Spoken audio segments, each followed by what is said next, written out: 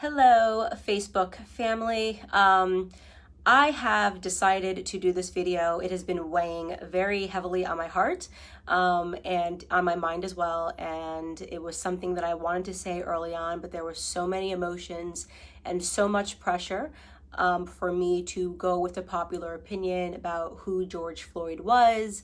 And sometimes it can be difficult when there are just so many external pressures to say what you believe. And this was an instance where I felt like my silence would have been better in the beginning, but the more that I think about it, I realize that we are being sold a lot of lies, and at the detriment to the Black community, at the detriment to the white community, and at the detriment to America as a whole. So I want to come out and say that I do not support George Floyd and the media depiction of him as a martyr for Black America. I'm going to explain why, and I hope that some of you guys will understand where I'm coming from. I have spent a considerable amount of time reading a lot of Black authors that I think are some of the most brilliant Black Americans breathing. Walter Williams, Shelby Steele, Thomas Sowell, and I recently came across something that was an idea that was planted into my head by Shelby Steele, and it has been something that I cannot forget. It is something that will stick with me for the rest of my life. And it is something that I hope for the Black Americans that are watching will stick with you for the rest of your life. Shelby Steele said that the Black community is unique from other communities. Our culture is unique from other communities because we are the only community that caters to the bottom denominator of our society. Now, let me explain what that means. It means to say that not every Black American is a criminal, not every Black American is committing crimes, but we are unique in that we are the only people that fight and scream and demand support and justice for the people in our community that are up to no good. You would be hard pressed to find, a Jewish person who has spent 5 stints in prison, who commits a crime and dies while committing a crime, and that the Jewish people champion and demand justice for. You will be hard pressed to find this in white America. You'll be hard pressed to find this even in Latino America. If there is a person that is spent multiple times in prison, you are not going to see a bunch of Latinos coming out demanding justice for this person, even if, and I want to be very clear, what I'm saying is not any defense for Derek Chauvin. I hope Derek Chauvin gets the justice that he deserves to be, implemented upon him, and that the family of George Floyd deserves justice for the way that he died. But I also am not going to accept the narrative that this is the best the Black community has to offer. For whatever reason, it has become fashionable over the last 5 or 6 years for us to turn criminals into heroes overnight. And it is something that I find to be despicable, and it is something that I refuse to stand by any longer, and I am not going to play a part in it, no matter how much pressure comes from Black liberals and Black conservatives as some token of people wanting you to believe that this is the only way you can be Black, is you have to say this was wrong and that this person was amazing. I won't do that. George Floyd was not an amazing person, and as soon as this video hit the internet, I did just basic searches. Everyone jumped on it and was looking at the police officer, and everyone agrees that the police officer was wrong, and the police officer has been arrested. So that is not the reason I'm not discussing that, is because that is not something that has been misconstrued in the media. He has been turned into the devil that he is, and there is no reason for us to harp on that any longer, because white Americans are not uplifting Derek Chauvin as a victim or pretending that he's an amazing human being. But George Floyd is being uplifted as an amazing human being. For those of you who have not yet seen the clips and did not pursue or wait for more clips to come out, first and foremost, George Floyd at the time of his arrest was high on fentanyl, and he was high on methamphetamine. This came back in both of his autopsy reports. If you pursue the 911 transcript, you can see the person describing somebody who is out of their mind high, and which is what made the person fearful, because he tried to use a bill that I guess was a fake bill to purchase something, and then he was outside acting weird, and they, in their police call, said that this person was obviously distorted and on drugs. When he is put into handcuffs and is put against the wall, a baggie of what looks to be like cocaine or it's a white baggie that he drops onto the floor that you can see in an image. If you look up the clip, the media is refusing to circulate it. You can find it on Twitter if you if you use DuckDuckGo and look up George Floyd baggie, you can watch the clip yourself with your own eyes. He had drugs on him at the time of his arrest. Now, barring all of that, nobody thinks that he should have died during this arrest, but what I find despicable to be is that everyone is pretending that this man lived a heroic lifestyle when he didn't, and I want to talk about what his lifestyle was leading up to this moment and why I refuse to accept the narrative that this person is a martyr or should be lifted up in the Black community and that we should be buying t-shirts with his name on it, okay? So here we have, first and foremost, let's start from the bottom of his record. And by the way, I am not saying that if you have a record, you don't deserve a second chance. I think people get arrested and some people can serve time in prison. And I believe in second chances, but I do draw the line when it comes to second, third, fourth, fifth, sixth, seventh, eighth, and ninth chances. 1998, he spent 10 months in prison for theft with a firearm. That was the first prison stint that I could find on him. In 2002, he spent 8 months in prison for a cocaine offense.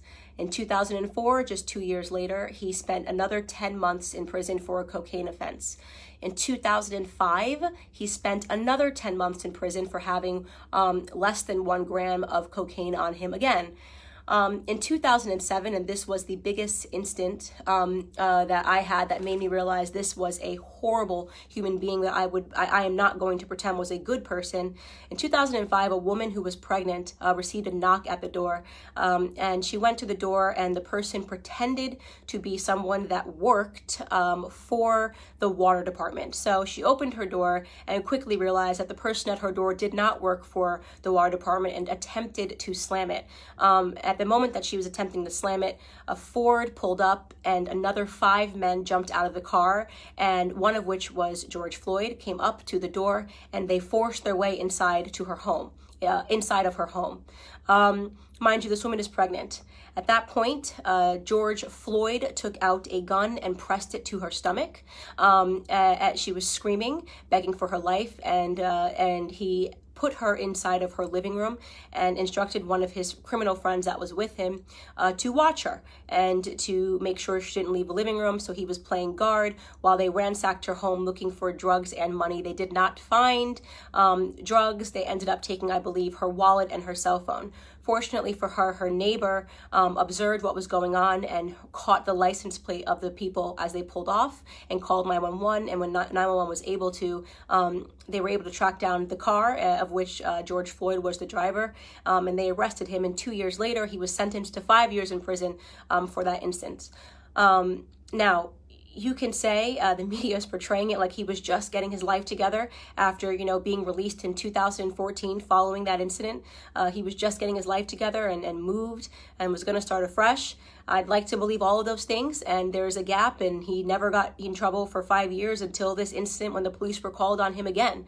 But you are defying common sense to believe that this person suddenly became an exemplary character but happened to be high on fentanyl and methamphetamine and trying to use a bill, a fake bill, to purchase something. And so in my opinion, George Floyd was a criminal. He was a criminal, and just because he was a criminal doesn't mean he deserved to die at the knee of a police officer, but it does mean that I am not going to play a part of the broken Black culture that always wants to martyr criminals, who wants to pretend they were these upstanding human beings that just wanted to help society, that just wanted to reach out and uplift society. And he has a rap sheet that is long, that is dangerous. He was an example of a violent criminal his entire life. Okay, up until the very last moment. Now, again, I want to be clear. This is not a defense for Derek Chauvin. No one that I have spoken to, no one in the news is defending Derek Chauvin. He is getting what he has coming to him. Okay, great. But why are we pretending that this criminal should be upheld as a citizen, as a martyr in Black America? A martyr for a fake narrative, by the way. Police brutality, racially motivated police brutality is a myth. Okay, so let's get into that. Not only are we using this death, right, and allowing it to cause these riots and protests, pretending this was some upstanding citizen in the Black community who was tackled down and killed for no reason, right? Not only are we allowing it to inspire riots in which Black people are dying, in which actual upstanding Black citizens are dying. Case in point, I'm sure you guys have all now seen David, the sheriff that just was shot and killed because he was trying to protect a pawn shop. Please look him up if you haven't seen it. I'm blanking on his last name. His first name is David, who was shot and killed for trying to protect a pawn shop from looters, an upstanding citizen, an actual head of he was the head of a police his entire life, 77 years old, did everything right, right? So we now have to kill upstanding Black citizens because a non-upstanding Black citizen, a career Black criminal, died. Now, did he deserve to die in that manner? No. I can't say it enough. No, he didn't deserve to die in that manner.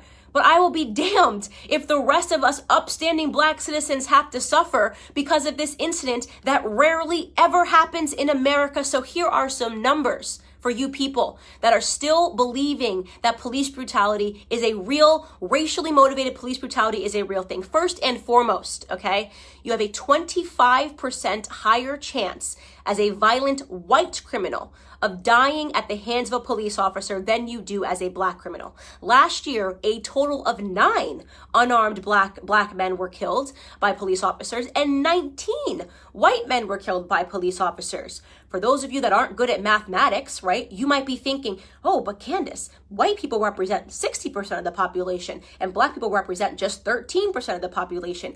It doesn't matter what percentage of the population you represent. It matters what percentage of the violent criminal community you represent. And unfortunately, Black community commits a disproportionate amount of crimes compared to the white community.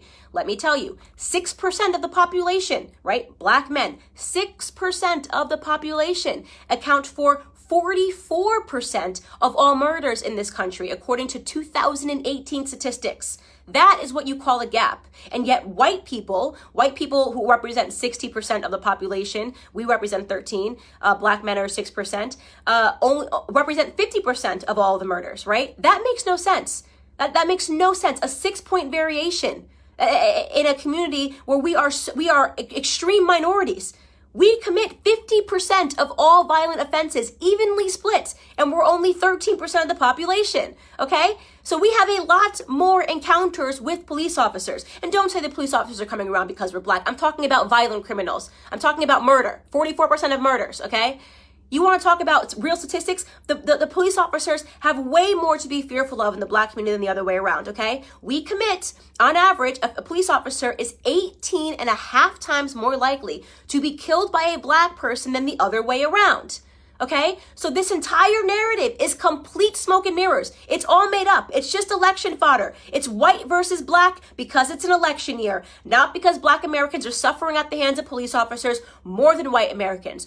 Do some police officers do the wrong thing? Yes. I don't think there's anybody in the world who has not encountered a police officer and thought this person is an absolute jerk who is power tripping, whether you are Black or white. We know they exist. And we know they're always going to exist, by the way, because they're human beings. And sometimes human beings suck. In fact, if you want to attack a community for accidental slayings or brutality, did you know that doctors accidentally kill 250,000 people every year because of mistakes? Did you know that there's been doctors that have been arrested for being serial killers that just were killing people because they wanted to? Do we protest and boycott doctors? Do we assume all doctors are horrible human beings because some doctors are? Or do we realize that society is not perfectible? People suck in every profession. It is no excuse to paint society with a broad brush. It is certainly no excuse to accept a Democrat narrative, okay, that Black people are being disproportionately hunted down by police officers because of the color of their skin. You want to know the best way to avoid not being brutalized by a police officer is to limit the amount of encounters you need to have with them, especially when it comes to violent crimes. Okay? I am not going to stand for this continual bottom-feeding narrative of us martyring people that have had 5, 6, 7 stints in prison and then pretending they were upstanding heroes to our community. It's bullshit. It's bullshit. Excuse my language. It's absolute bullshit. And I'm tired of it. I'm tired of having to play pretend. I'm tired of sitting here and being called a coon or an Uncle Tom because I won't play this bottom feeding game with you. If you want to hang up posters of criminals on your wall and talk about them as your martyrs, do it. Do it. You can do it. Kobe Bryant was my idol, okay? I'll keep a photo of Kobe Bryant. You can keep one of George Floyd and pretend he was an upstanding human being that just once or twice put a gun across a pregnant woman's belly. Could you imagine that woman right now? That black woman, by the way, right? Watching everybody pretend this person was an upstanding human being who just at the age of 42 and 5 prison stints was going to get his life together. I mean, it's embarrassing. We are embarrassing in that regard, right? This is why we have a cycle and a toxic culture, because nobody wants to tell the truth in Black America. It's so easy to be a victim. It's so easy to ask white people to bow down and apologize and do all these things for us. It's crap. It's crap. It's a lie. It's a farce. Our biggest problem is us, okay? It's why we don't talk about it when black on black crime happens. It's why we don't talk about it when 40 black people are killed in one weekend during Memorial Weekend in Chicago. We don't want to talk about any of that stuff. We don't want to talk about Baltimore. We don't want to talk about New Jersey. We don't want to talk about any of these places where black people are being slaughtered by other blacks, because that would mean that we had to be personally accountable, right? That would mean personal responsibility. We don't do personal responsibility in our community. We don't do it. We blame white people, right? We only point a camera to white people when they do something, even though we do it at a way higher rate to ourselves, right? We celebrate our drug dealers. We're the only community, right, that would ever create hashtags to free people from prison because they committed crimes, like free Meek Mill, free this rapper, free this rapper. How hard is it to not spend multiple times in prison? How difficult is that? Is that too hard for us? Is that way too high of a mountain for us to scale, to do the right thing, to be upstanding citizens? That is the call to action that I have for Black America with Blexit. Like, why do we keep fulfilling this narrative? What do you think the perception of us, by the way, is on the outside? You ever look at the comments? You ever go into like an anonymous blog and see what people say? Oh, just black people being black people. I see those racist comments. Oh, just black people got to riot. Black people got to be black people. You know how they are. Oh, just black people being ignorant. That is the perception when people get to be anonymous and talk about us. That's what they think about us, right? They think that we are the kind of people that will forever uphold criminals as the martyrs of our society, that we will never take account for the things that we do wrong, right? That we don't have it within us to educate ourselves to get ahead. And that for those of us that actually do it, well, we get called coons, right? You got Condoleezza Rice, she's a coon. Larry Elder, he's a coon. Dr. Ben Carson, brain surgeon, first ever to perform the surgery of splitting twins that are connected by the head. He's a coon, right? What a loser he is. What a stupid guy he is. Kanye West says he's not going to be told to do it because of the color of his skin. He's a coon. He's lost. He's in the sunken place. The sunken place. That's where we all are, right? Because we demand more and we will get more out of this society, because we're going to get ahead, right?